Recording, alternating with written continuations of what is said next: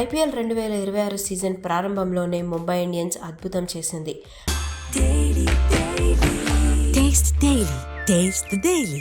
వాంఖడే స్టేడియంలో కోల్కతా నైట్ రైడర్స్తో జరిగిన high voltage మ్యాచ్లో 6 వికెట్ల తేడాతో ఘన విజయం సాధించి ఒకే రోజు 2 భారీ రికార్డులను తిరగరాసింది.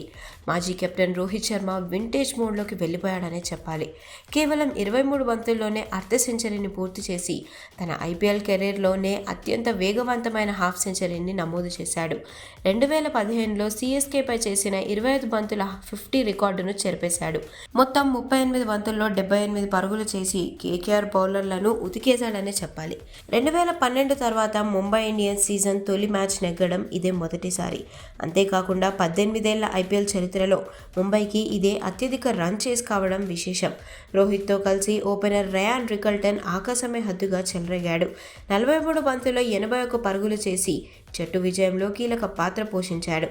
వీళ్ళిద్దరూ తొలి వికెట్కు 148 పరుగుల భాగస్వామ్యాన్ని జోడించడంతో కేకేఆర్ నిర్దేశించిన 220 పరుగుల భారీ లక్ష్యం కూడా చిన్నదైపోయింది.